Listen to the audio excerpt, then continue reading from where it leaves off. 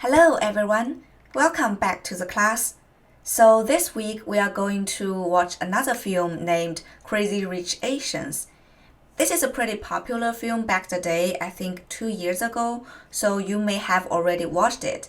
But because this class title is Chinese food culture, so I want you to turn your focus onto from the love story onto the food and take a look at how food or how Asian food, how Chinese food is represented in this film and how that is a different take compared to other films like The Eat Drink Man Woman or Li Ziqi's video or A Bite of China, all the things we have watched in this class. And also, this week is the last time for us to discuss the unit of what kind of things does Chinese people care about food. What do Chinese people love about food? So again, when you looking at the food in this film, please pay attention to why people care about it and what kind of thing in particular people or Chinese people or Asian people will always attach with food. An emotion, a concept, or things like that. Okay, so in this video, I'm going to do a brief introduction of the film and also pointed out some places I think you need to pay more attention to. Okay, so this is the poster of the film. So just only based on the poster, if you haven't watched the film already, you will know it's about a traditional love story. So it's a traditional Cinderella love story, but with a modern twist and also a different Asian take on. This film first came out in 2018, and it is a traditional romantic love story, a romantic comedy. And also the director is John M. Chu. So the fun fact is that the female protagonist, the heroine, Rachel Chu, shares the same surname with this director. And this film is based on a 2013 novel of the same title by Kevin Kwan. And this film is distributed by Warner Bros. Pictures, which made it a traditional, if you can say so, Hollywood movie. But one of the selling points of this film is that they uses all Asian cast. So not only the characters in the novel or in the movie is supposed to be Asia, but also all the actors playing these roles are Asian. So it's kind of against the traditional whitewashing in Hollywood, which is to use white actors or actresses to play the roles which are supposed to be Asian or other races.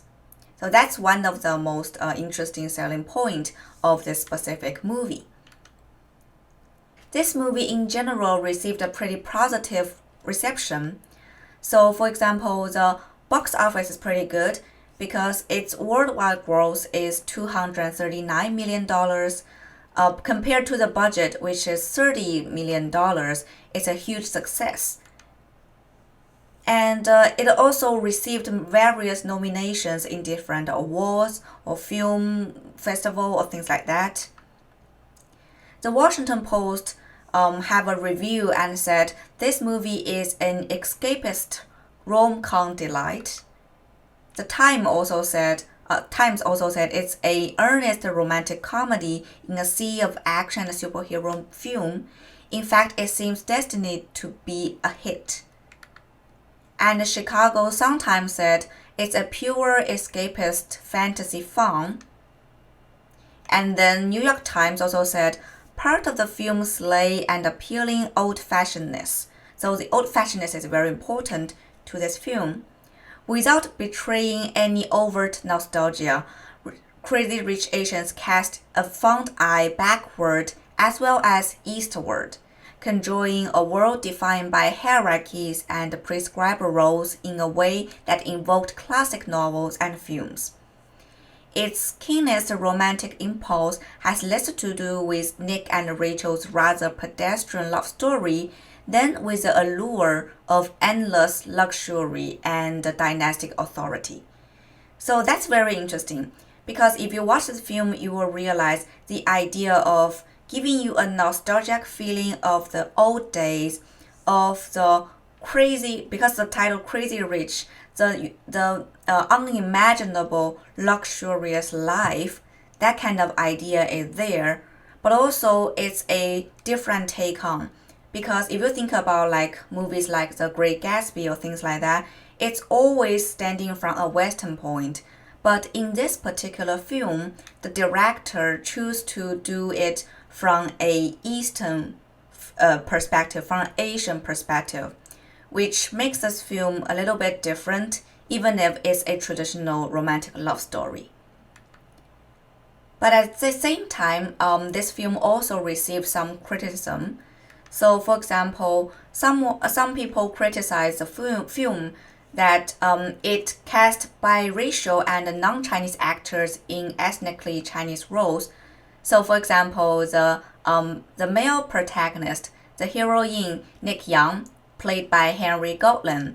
But Henry Goldlin is not has no Chinese heritage, but he is a Malaysian Iban and English descent. And also, someone criticized the film as half characters speak British English and American English over Singaporean English. Well, a lot of the things, a lot of the story actually took place in Singapore, but people in the film speaking different tones of English. That is also one of the critique. Another critic for the film is that, especially from the mainland China, some people will criticize this film as it kind of vilify Chinese or Chinese culture. But I think you can consider for yourself whether you consider it as a parody or just following some Hollywood tradition. So I put this screenshot here. It is when Nick's cousin Astrid and her husband Michael is having a conversation on the bed. And just before this specific cut, that is the film kind of shoot when Michael took a shower and then walk outside the bathroom and then sit down on the bed. So it's very rare actually to see an Asian actor, especially an Asian male actor, to show their muscles or their nude kind of body and in a scene of shower. The thing you can always think of in a love story is like 50 Shades of Grey. So those kind of image, when you think about a handsome and rich guy showing his perfect body figure, that should be a white guy. But in this film, it kind of uses that cliche, but turn it different way and make a Asian version of that. So I think you can consider for yourself whether you think it's a successful parody, and if it is a parody, what is it criticized at? And lastly, someone will criticize this film as it poorly represents the actual makeup of Singapore by virtually erasing non-Chinese citizens. Singapore is not a one-race country, but we only get to see the Chinese and their activity in Singapore. So it's kind of only one portion of the Singapore culture. But I think that is a very interesting and important thing we need to think of when we watch this film. That is how the culture fusion is represented in Singapore, in that setting of Singapore in this film. So this kind of related to a very interesting idea about culture fusion, which I think we need to pay attention to when watch this film.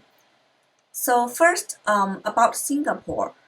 So the Chinese in Singapore are not Chinese living in China, but they still preserve some Chinese tradition, and also by fusing with other cultures, with such as the Southeast Asian culture, or the American culture, or the West culture in general. By fusing all these cultures together, these Chinese diasporas kind of made up their own culture and their own tradition.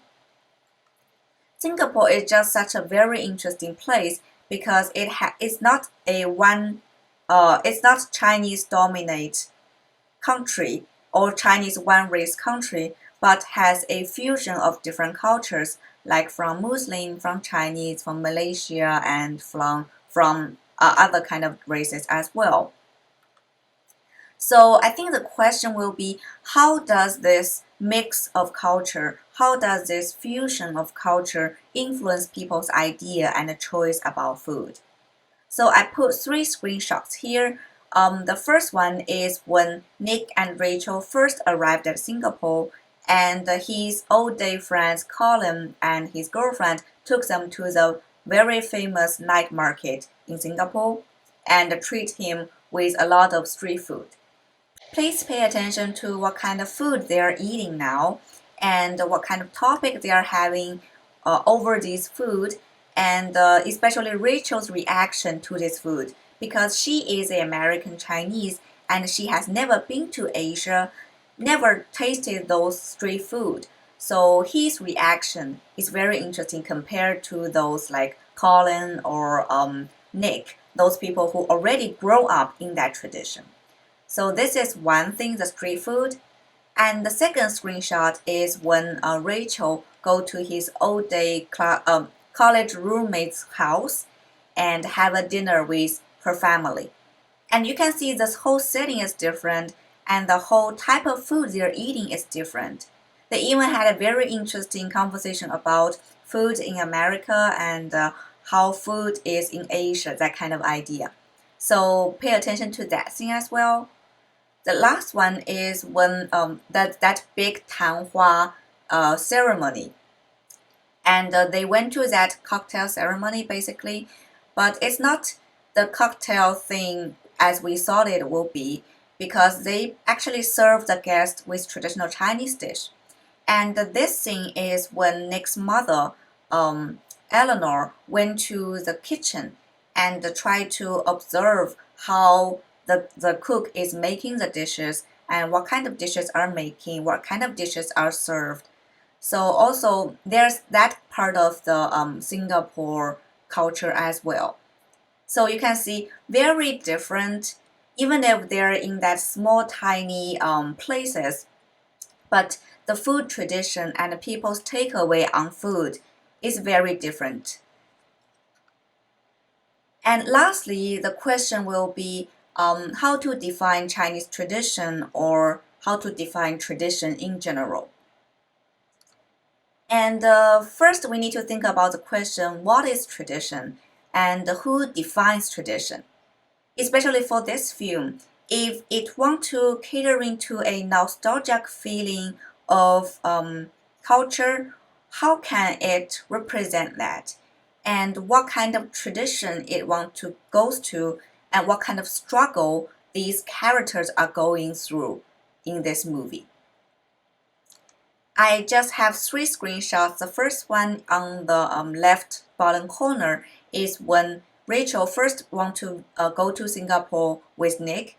She and her mother went to shop some dresses, and her mother told Rachel, "You shouldn't wear blue and white because that's for Chinese funeral. You should wear this red colored dress because it symbolizes good fortune."